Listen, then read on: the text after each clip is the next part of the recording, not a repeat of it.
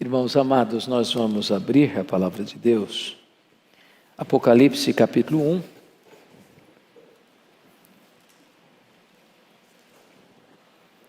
versos 1 e 2.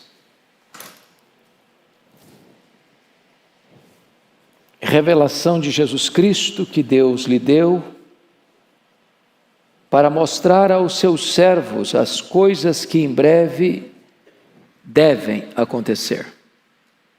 Não as coisas que talvez aconteçam, não as coisas que podem acontecer, mas as coisas que devem acontecer. E que ele, enviado por intermédio do seu anjo, notificou o seu servo João, o qual atestou a palavra de Deus e o testemunho de Jesus Cristo quanto a tudo o que viu.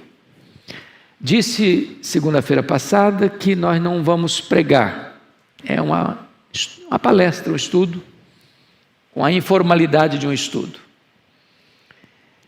Vimos segunda passada alguns aspectos deste livro de forma introdutória, e eu queria rapidamente fazer isso para vocês se situarem, que o livro de Apocalipse, o último livro escrito da Bíblia, João já está no final da sua jornada, final do primeiro século, quando ele é deportado para uma colônia penal, para a ilha de Éfeso, para a ilha de Patmos, no mar Egeu, e ele ali tem a visão do Cristo glorificado, e ali então todo o cenário do fim é revelado para ele, um descortinar da história.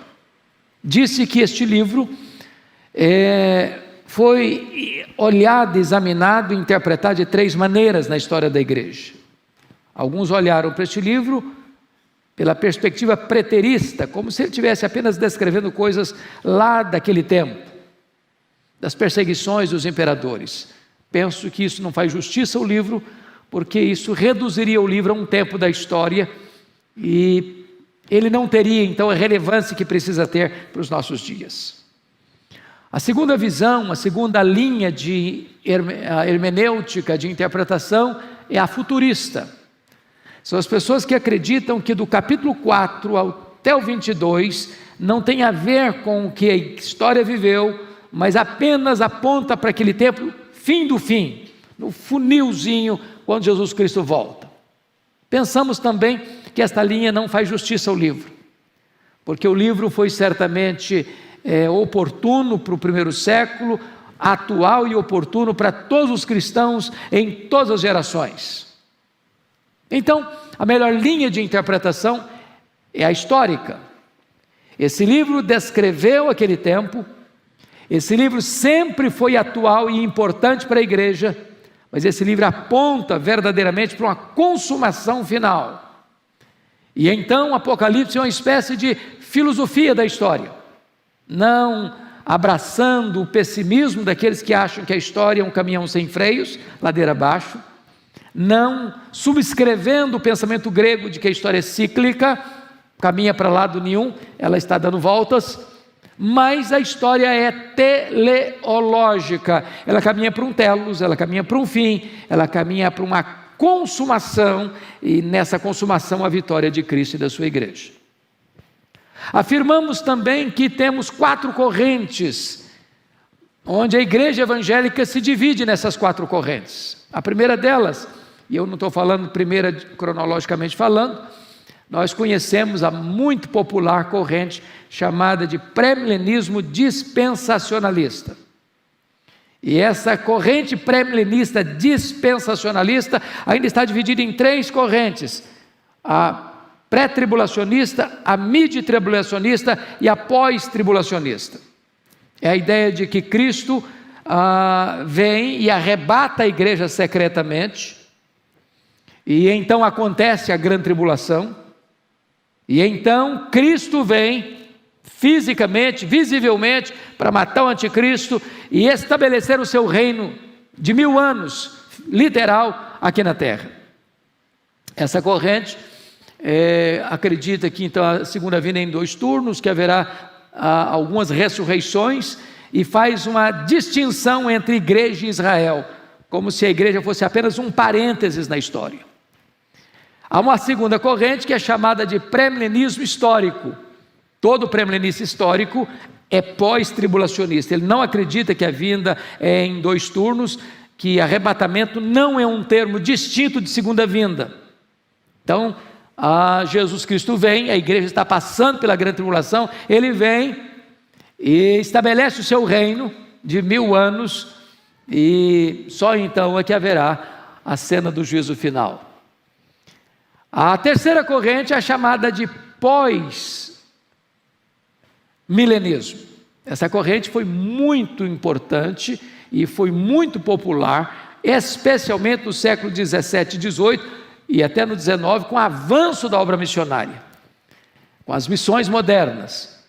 E até 1910, o mundo estava movido por esse otimismo. Vamos cristianizar o mundo, vamos ganhar o mundo para Jesus, vamos fazer missões até os confins da terra. Foi nesse período que os grandes teólogos eram pós-tribulacionistas, e foi nesse período que os maiores hinos missiológicos de desafio à igreja para pregar, fazer missões, foram escritos por autores pós-tribulacionistas. Porém, essa corrente entrou em colapso com a Segunda Guerra Mundial, Primeira e Segunda Guerra Mundial, e não entendendo um versículo que só ele bota por terra essa corrente. Por se multiplicar a iniquidade, o amor de quase todos se esfriará. E Paulo vai dizer que esse dia, o dia da volta de Jesus, não acontecerá sem que venha primeiro a apostasia e se manifeste o homem da iniquidade. Então, ficou a última corrente. Nós estamos entrando e trabalhando dentro dessa corrente, que é chamada amilenismo. Preciso concordar com Anton Huckman quando disse que o termo não é feliz, porque amilenismo, o A é um prefixo de negação. O amilenista não nega o milênio, porém ele interpreta o milênio não como literal. À luz do livro de Apocalipse, que é um livro altamente simbológico, ele entende também o milênio como algo simbológico. E desta forma, o livro não está numa linha de 0 a 100, caminhando progressivamente, como os acontecimentos fossem se desdobrando progressivamente, até chegar lá no topo, no fim. Não, o livro não tem essa perspectiva. Então, nós propomos aqui, segunda-feira passada, abraçar uma corrente, uma forma de entendimento de William Hendrickson, que é muito conhecida e eu acho que é a mais consistente e mais fácil de entender este livro, que é o chamado paralelismo progressivo. O que seria isso? O livro de Apocalipse está dividido em 7 sessões paralelas, de tal maneira que a mesma verdade central, que é a segunda vinda de Cristo, para exercer o julgamento, e onde a igreja reina com Cristo, e os perversos e ímpios são condenados à perdição eterna, essa verdade está repetida e repetida e repetida e repetida nas 7 sessões paralelas e progressivas. Então, eu vou lhe dar um esboço fácil de guardar, porque tem muita gente que acha que o livro é complicado, e que não consegue entender, que tem muitos símbolos, que tem muitas figuras, e que o livro é um pouco mágico, e que Apocalipse vai falar de tragédia, e fica com medo. E na verdade o livro de Apocalipse é o livro mais fascinante da Bíblia, no sentido de que é o livro que mais retrata a vitória de Cristo e da sua igreja. É o livro do trono. Livro do trono, para você ter uma ideia, a palavra trono aparece 67 vezes no Novo Testamento. Só em Apocalipse a palavra trono aparece 47 vezes. É o livro do trono. É o Deus glorioso assentado no alto e sublime trono. É o Cordeiro que venceu para abrir o livro e desatar-lhe os selos, assentado à mão direita de Deus Pai. Então é o Cristo que está com as rédeas da história nas mãos e conduzindo a história a uma gloriosa consumação. Este livro traz ânimo, coragem, entusiasmo e otimismo para a igreja de Deus. Quais são essas 7 sessões? Então, vamos guardar facilmente. Eu queria que você até memorizasse isso, porque eu sei que você tem uma cabecinha boa. Primeira sessão, capítulos 1 e 3, os 7 candeeiros, as 7 igrejas. Segunda sessão, os 7 selos, capítulos 4 a 7. Terceira sessão, as 7 trombetas, capítulos 8 a 11. Quarta sessão, capítulos 12, 13 e 14, o levantamento do quarteto do mal, o dragão no capítulo 12, a besta que surge do mar, o anticristo, e a besta que surge da terra, o falso profeta, no capítulo 13, e a grande Babilônia no capítulo 14. Aí vem a quinta sessão, capítulos 15 e 16, as 7 taças da ira de Deus, do flagelo de Deus, do julgamento final de Deus. Sexta sessão, capítulos 17, 18 e 19, a queda do quarteto do mal em ordem inversa. Capítulo 17 e 18, a queda da grande Babilônia, e capítulo 19, a queda do falso profeta, ou melhor, do anticristo e do falso profeta. E a última sessão paralela, capítulos 20, 21 e 22, que é a cena do reinado de Cristo, da prisão de Satanás, ou da prisão de Satanás e do reinado de Cristo, e do juízo final, e novos céus e nova terra. Em todas essas 7 sessões, a verdade principal está presente, que é a segunda vinda de Cristo.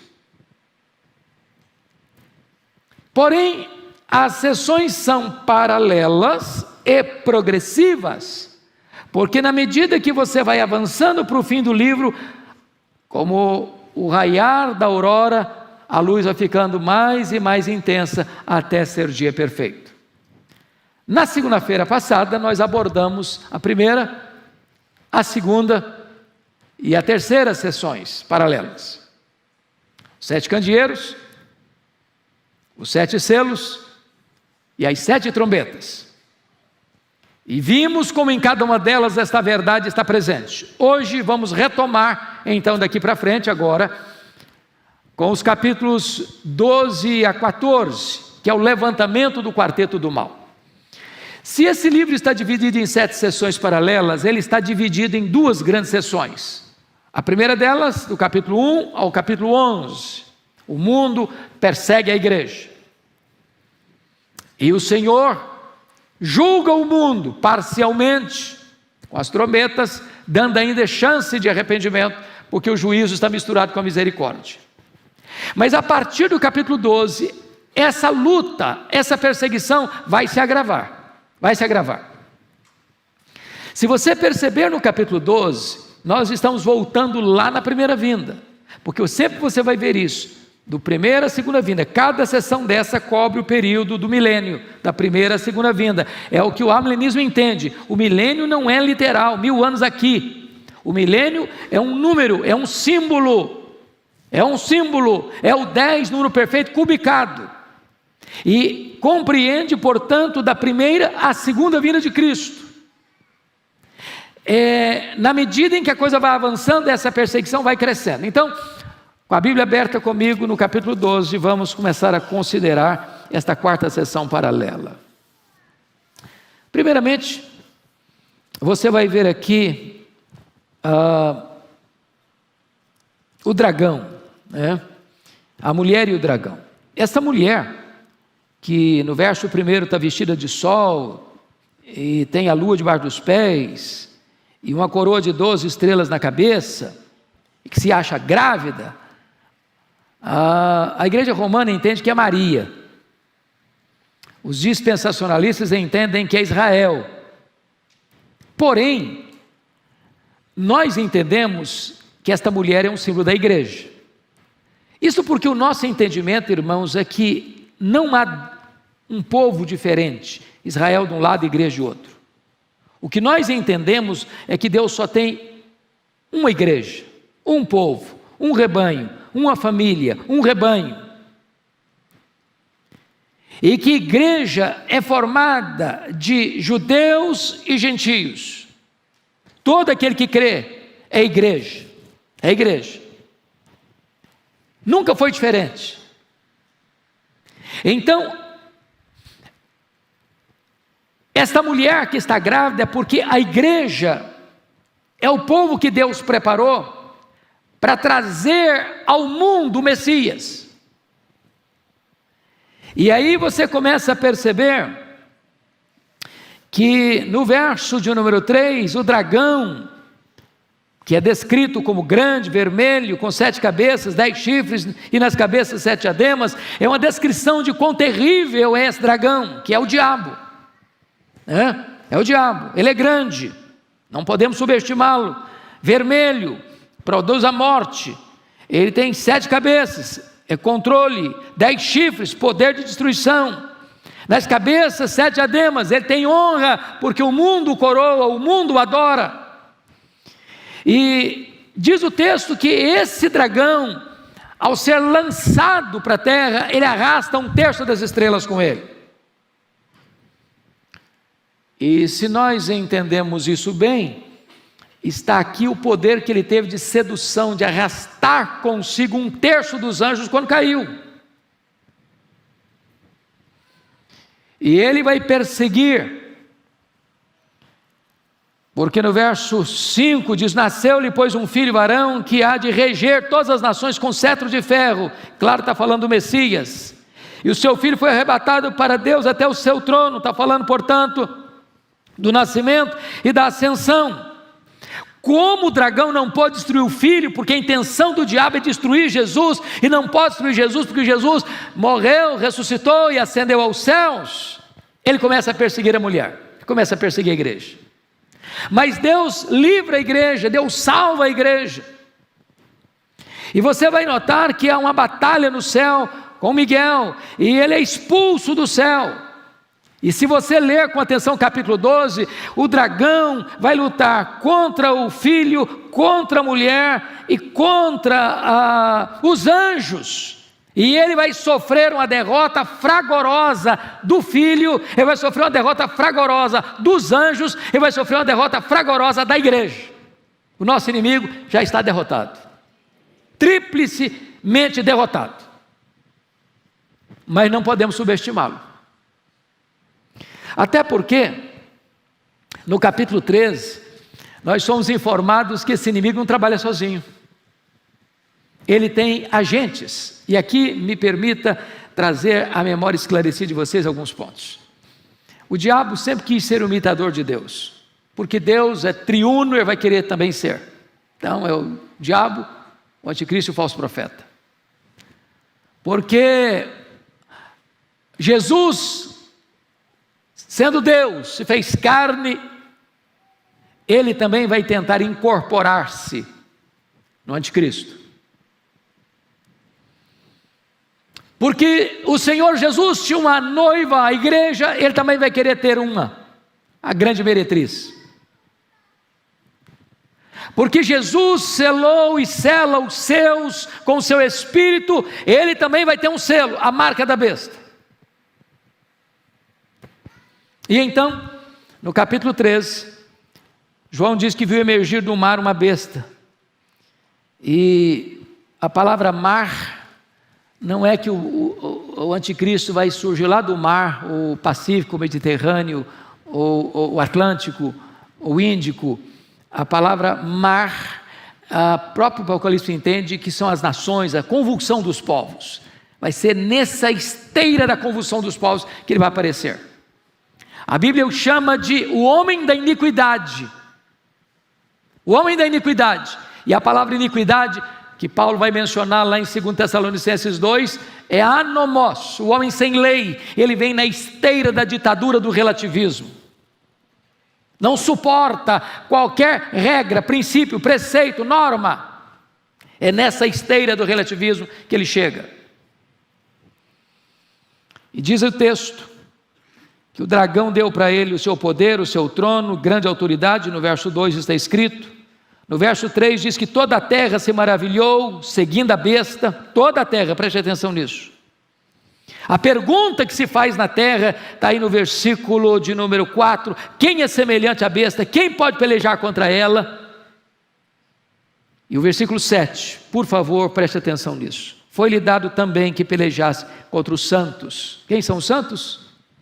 Os crentes, os salvos. E os vencesse. Deu-se-lhe ainda autoridade sobre cada tribo, povo, língua e nação, e adorá-la-ão todos os que habitam sobre a terra. Preste atenção nisso. O anticristo vai receber tamanho poder de Satanás, que ele vai ser adorado universalmente, por todos, exceto o que está escrito no versículo 8. Adorá-lo todos os que habitam sobre a terra, aqueles cujos nomes não foram inscritos no livro da vida do Cordeiro. Em outras palavras, todo aquele que teve o seu nome escrito no livro do Cordeiro, nenhum desses vai se curvar ao anticristo. Irmãos, essa é uma verdade gloriosa que nós chamamos de perseverança dos santos, a segurança da salvação. O anticristo não vai arrancar sequer uma ovelha dos braços de Jesus. Foi ele quem disse: eu conheço as minhas ovelhas, elas ouvem a minha voz e me seguem. Eu dou a elas a vida eterna, e ninguém as arrebatará das minhas mãos. Louvado seja Deus! Se você crê em Jesus, você está seguro, você está salvo. Algumas pessoas perguntam assim: pastor, se o anticristo surgir aí mesmo, e se for verdade que ele vem, quem sabe na nossa geração, será que eu aguento a pressão? Será que se eu for botado na parede, eu não vou fraquejar, eu não vou titubear, eu não vou negar? Deixa eu lhe dizer uma coisa: se você nasceu de novo, você não vai. Sabe por quê? O mesmo Deus que salvou você é o Deus que vai dar força e coragem para você enfrentar e vencer. Quando o texto diz, aí no versículo 7, preste atenção: foi-lhe dado também que pelejasse contra os santos e os vencesse. O que significa isso? Não é que o anticristo vai vencer você e derrotar você, não. A ideia é a seguinte: o anticristo chega, diz: ou você nega Jesus ou eu te mato. E você diz: pois eu estou pronto a morrer por Jesus. E ele mata você. Na cabeça dele ele venceu você, mas na verdade você o venceu. Você o venceu, porque o que ele queria era fazer de você um apóstata. O que ele queria era fazer de você um aliado dele. O que ele queria é que você negasse a sua fé. E sabe o que a Bíblia diz no capítulo 12, versículo 11? Eles, pois, os santos, os crentes, eles, pois, o venceram por causa do sangue do Cordeiro e por causa da palavra do testemunho que deram, e mesmo em face da morte não amaram a própria vida. Então um mártir é um vencedor. Se a igreja tiver que passar na nossa geração ou nas gerações futuras por esse drama de uma terrível perseguição que a Bíblia chama de o pouco tempo de Satanás, a grande tribulação, a apostasia e o aparecimento do homem da iniquidade, se a geração que estiver enfrentando isso, tiver mesmo que enfrentar e vai enfrentar, nenhum salvo vai titubear, nenhum salvo vai se acovardar, nenhum salvo vai negar o nome de Jesus. Todo aquele que tem o nome escrito no livro da vida vai vencer, porque já é mais do que vencedor em Cristo Jesus. Essa é a verdade bendita que nós temos nas Escrituras. O falso profeta, a besta que surge da terra, vai ser uma espécie de pavimentador do caminho do anticristo. O anticristo vai ser uma figura mais política e o falso profeta vai ser uma figura mais religiosa. É como se a religião prostituída desse todo o aparato e toda a sustentabilidade ao governo do anticristo. A Bíblia diz que o número da besta é 666. Está aí no capítulo 13. Esse número é emblemático. E alguns pensaram que se tratava de Nero, outros pensaram que se tratava de Domiciano.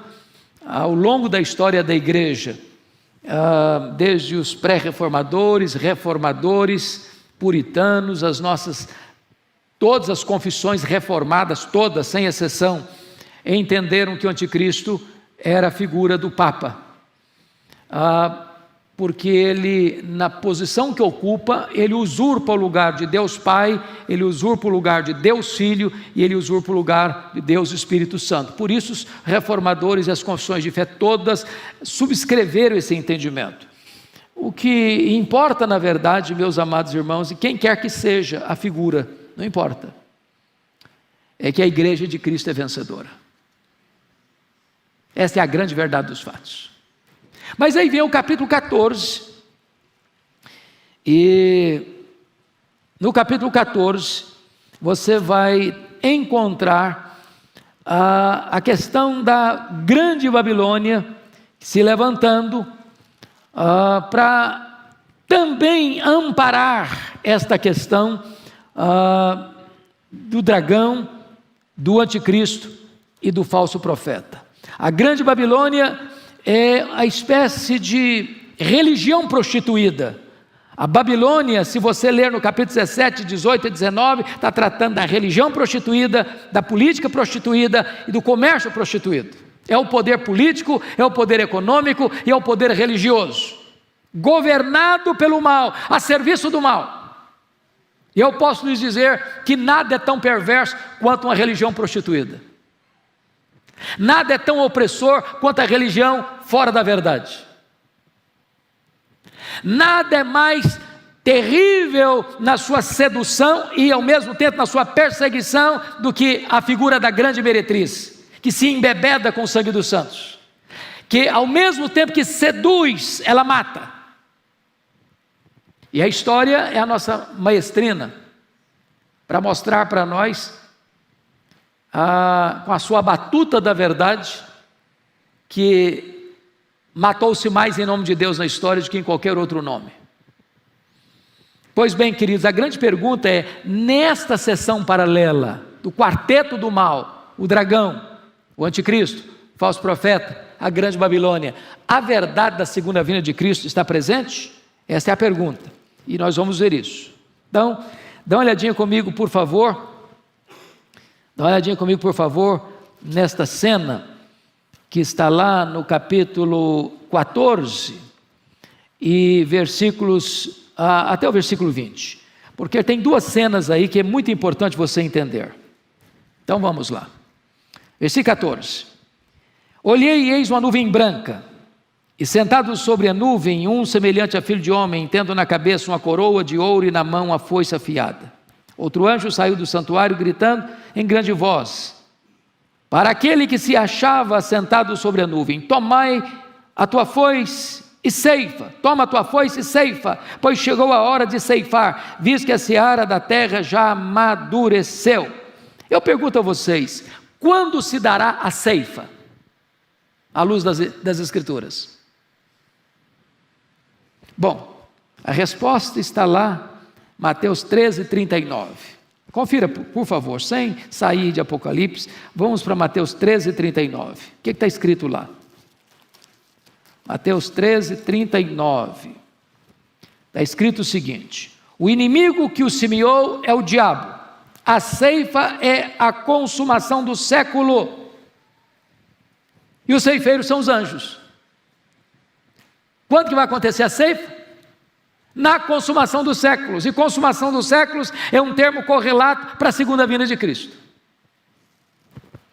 Agora, preste atenção, que ele faz uma transição da figura da ceifa, e a ceifa está falando dos salvos, dos justos. Os anjos vão ceifar o trigo e recolher no celeiro, mas agora a cena para o juízo do ímpio não é mais ceifa, é vindima. E a ideia de vindima é do lagar, do pisar as uvas, do amassar as uvas. Agora, olha essa cena terrível do juízo, a partir do verso 17. Então saiu do santuário que se encontra no céu outro anjo, tendo ele mesmo também uma foice afiada. Saiu ainda do altar outro anjo, aquele que tem autoridade sobre o fogo, e falou em grande voz ao que tinha a foice afiada, dizendo: toma tua foice afiada e ajunta os cachos da videira da terra, porquanto as suas uvas estão amadurecidas. Então o anjo passou a sua foice na terra, vindimou a videira da terra e lançou-a no grande lagar da cólera de Deus. Imagina essa cena, um grande lagar, lugar de pisar uvas. Como é que chama esse lagar? O lagar o grande lagar, da cólera de Deus. Agora preste atenção na figura, verso 20: e o lagar foi pisado fora da cidade, e correu sangue do lagar até os freios dos cavalos, 1,5 metro de altura de sangue, numa extensão de 1.600 estádios, 360 quilômetros. Então a cena é simbólica. Imagine um lagar de 360 quilômetros, quase daqui ao Rio de Janeiro, 1,5 metro de sangue. É claro que a figura é simbólica, mas para representar quão terrível será o dia do juízo para o ímpio, dia de luz para os salvos, dia de treva para os ímpios. Quando vai se dar essa cena? Na segunda vinda de Cristo. Portanto, também nessa sessão, esta verdade está claramente posta para todos nós. Pois bem, amados, vamos então agora à quinta sessão. A quinta sessão são os versículos 15 e 16. A quinta sessão vai tratar das 7 taças da ira de Deus, ou dos 7 flagelos. São muito parecidos com as 7 trombetas. Qual a diferença, portanto, da terceira sessão, as 7 trombetas, desta quinta sessão, as 7 taças? É que lá nas trombetas, o juízo era parcial, o juízo era misturado com a misericórdia. Mas se você perceber, capítulo 15, verso 1, nas taças não tem mais mistura do juízo com misericórdia, porque está escrito assim: vi no céu outro sinal, grande e admirável, 7 anjos tendo os 7 últimos flagelos, pois com este se consumou a cólera de Deus. Agora não é mais juízo misturado com misericórdia. Vamos entender isso aqui. Quando as trombetas foram tocadas, e trombeta é um instrumento de alerta, de aviso, as trombetas caem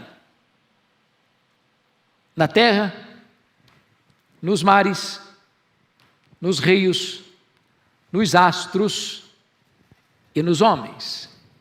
Mas sempre nas trombetas é um terço que é atingido. Por quê? Porque todos esses fenômenos que nós atribuímos puramente fenômenos da natureza são trombetas de Deus, porque Deus tem o controle da história, da geologia, Deus tem o controle dos astros, Deus tem o controle das águas, Deus tem o controle dos mares, Deus tem o controle dos rios, Deus tem o controle dos homens. E então Deus está dizendo o seguinte: olha, eu estou tocando essa trombeta, o juízo está vindo parcialmente, mas escutem, a trombeta está soando, arrependa-se, arrependa-se, arrependa-se. Agora nas 7 taças não, agora não tem mais misericórdia, agora a ira de Deus está consumada, agora não tem mais saída, agora não tem mais esperança, agora chegou o grande dia do juízo. E naquele dia não adianta correr para comprar azeite, naquele dia as virgens nécias realmente são nécias, porque não há mais esperança para elas. Naquele dia não adianta surrar a porta: abre-nos a porta, abre-nos a porta vai estar fechada. Portanto a Bíblia diz: hoje é o dia oportuno. Louco é aquele que zomba do pecado, louco é aquele que brinca com o destino da sua alma, louco é aquele que não escuta o soar da trombeta de Deus enquanto é tempo. Então, se você perceber comigo, os flagelos vão atingir as mesmas regiões. Olha comigo, versículo 2, 16:2: saiu, pois, o primeiro anjo e derramou a sua taça pela terra. Depois no verso 3, no mar. Depois no verso 4, nos rios. Depois no verso 8, no sol. E você vai perceber que no último flagelo, a cena do juízo está completamente clara. Porque você vai notar, por favor, no capítulo 16, versículo 15, olha a cena da segunda vinda de Cristo aí: eis que venho, como vem o ladrão, bem-aventurado aquele que vigia e guarda suas vestes, para para que não ande nu e não veja a sua vergonha. A pergunta é: quando que Jesus vem como ladrão? Na sua segunda vinda. O que mais vai acontecer? Olha comigo aí, capítulo 16, verso 20. Todas as ilhas fugiram e os montes já não são achados. Quando é que essa cena vai acontecer? É só você lá ler comigo lá no capítulo 20 desse mesmo livro, no versículo 11. Viu o grande trono branco e aquele que nele se assenta, de cuja presença fugiram a terra e o céu, e não se achou lugar para eles. Esta cena, ela é simbólica, esta cena, ela é emblemática, porque ela retrata que quando o Senhor da glória aparece na sua majestade e glória para julgar, até a terra, até o céu, até as ilhas tremem na sua presença. Essa cena vai se dar quando? Na segunda vinda de Cristo. Meus irmãos, eu gostaria de, quebrando novamente o meu protocolo de expectativa de terminar, eu disse segunda passada que eu não gostaria de fazer correndo, para que vocês não entendessem bem. Então eu gostaria de ficar aqui na quinta sessão, e na segunda que vem, se Deus permitir, a gente avança para as outras, aí sim com o objetivo de concluir. O meu propósito com esta análise é que você guarde na sua mente o arcabouço, o esqueleto deste livro. Que você leia, porque a primeira palavra que aparece lá no comecinho do livro de Apocalipse, no capítulo 1, versículo 3, é exatamente esta: bem-aventurado aqueles que leem, aqueles que ouvem as palavras da profecia e guardam as coisas nela escritas, pois o tempo está próximo. Então eu gostaria de fazer um desafio a vocês aqui hoje, de até segunda que vem, vocês voltarem para cá, com o livro de Apocalipse lido.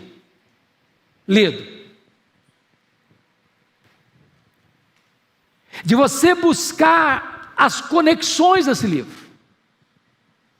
Pedir a Deus clareza, iluminação.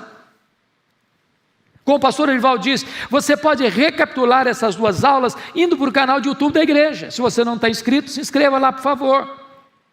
Você que está nos acompanhando, se não se inscreveu, inscreva lá.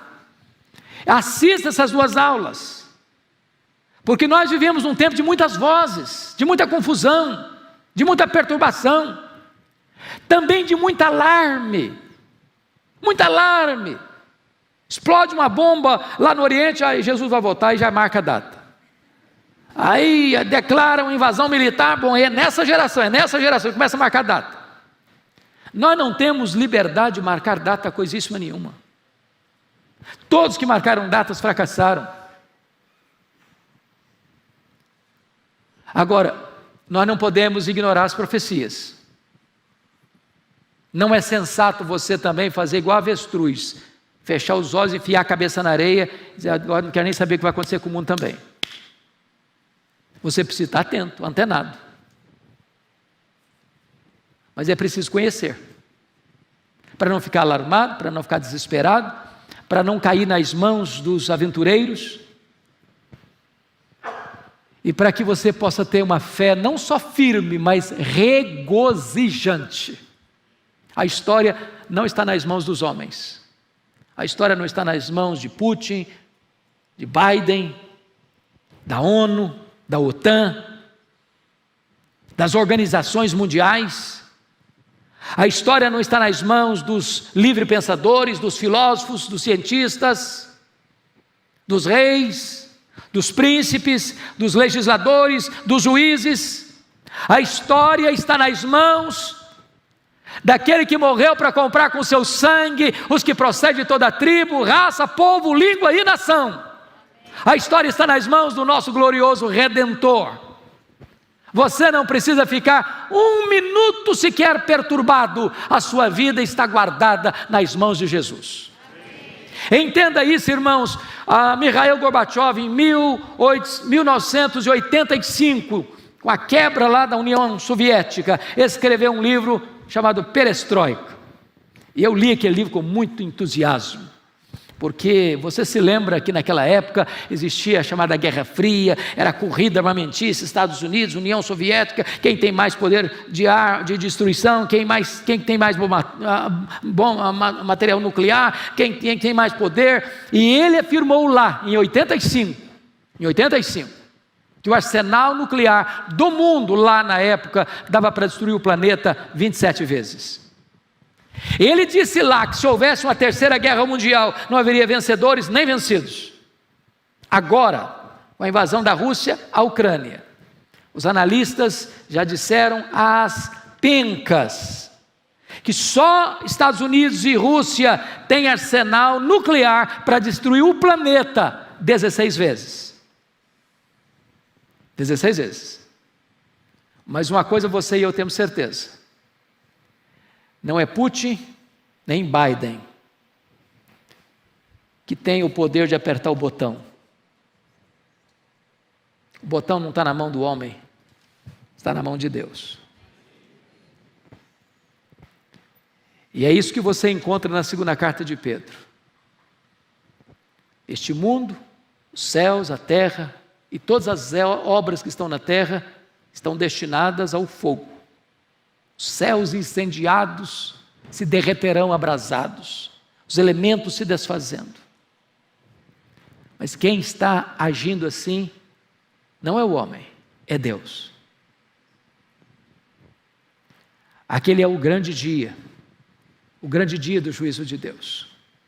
Os homens poderosos vão ficar desesperados, não com medo de morrer, eles vão buscar a morte, mas a morte vai fugir deles, porque chegou o grande dia da ira do Cordeiro de Deus.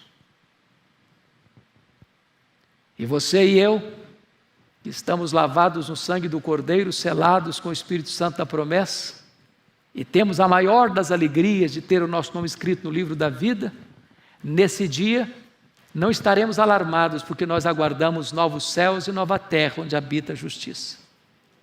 E naquele dia nós ouviremos a doce voz do amado da nossa alma: vinde benditos de meu Pai, entrai na posse do reino que vos está preparado desde a fundação do mundo. Ao estudarmos Apocalipse, é esta a verdade consoladora que nós encontramos. Então espero vocês segunda-feira que vem com o livro de Apocalipse lido, para nós concluirmos esta jornada. Muito obrigado.